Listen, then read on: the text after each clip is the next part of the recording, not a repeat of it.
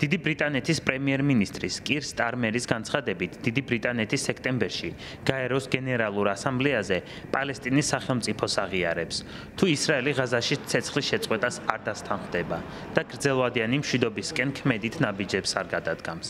ღაზაში არსებული მდგომარეობის განხილვის მიზნით, დიდი ბრიტანეთის პრემიერ-მინისტრმა მინისტრთა კაბინეტის საგანგებო სხდომა მოიწვია. ჩვენი მიზანია ისრაელი იყოს უსაფრთხო და დაცული სუვერენული პალესტინის სახელმწიფოსთან ერთად. თუმცა ამჟამად ამ მიზნის ასრულებას ისეთი საფრთხე ემუქრება, როგორიც არასდროს. მე ყოველთვის ვამბობდი, რომ სამშვიდობო პროცესის ფარგლებში ვაღიარებთ პალესტინის სახელმწიფოს.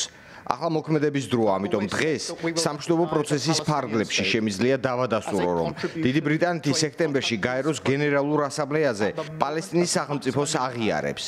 თუ ისრაელის მთავრობა არ გადადგამს მნიშვნელოვან ნაბიჯებს ღაზაში შექმნილი საშინელი სიტუაციის დასასრულებლად, იგი უნდა დასთანხმდეს ცეცხლის შეწყვეტას და აიღოს ვალდებულება გრძელვადიანი მშვიდობის დასამყარებლად, რაც ორი სახელმწიფოს პრინციპს ეფუძნება. ღაზაში გაეროს დახმარების მიწოდება უნდა იყოს უზრუნველყოფილი და არსებობდეს გარანტიები, რომ არ მოხდება დასავლეთ სანაპიროს ანექსია. ამავდროულად ჩვენი გზავნილი ჰამასის ტერორისტული დაჯგუფებისთვის უცვლელი და ცალსახაა. მათ დაუყოვნებლივ უნდა გაათავისუფლონ ყველა მძევალი. ხელი მოაწერონ ცეცხლის შეწყვეტის შეთანხმებას, დაყარონ იარაღი და დაგვპირდნენ, რომ ღაზას მმართველობაში აღარ ჩაერევიან. ისრაელის პრემიერ-მინისტრმა ბენიამინ ნეთანიაჰუმ დიდი ბრიტანეთის პრემიერ-მინისტრი პალესტინის აღიარებასთან დაკავშირებული განცხადების გამო გააკრიტიკა. იგი სოციალურ ქსელ X-ზე წერს, რომ ამ ნაბიჯით სტარმერი ჰამასის ტერორისტებს აჯილდოებს და მათ მსხვერპლს სჯის. დღეს ისრაელის საზღვარზე არსებული ჯიჰადისტური სახელმწიფო ხვალ ბრიტანეთს შეუქმნის საფრთხეს. ჯიჰადისტი ტერორისტების მიმართ შერიგების პოლიტიკა ყოველთვის მარცხით მთავრდება. ის თქვენ გაგაწმილებთ, ეს არ მოხდება.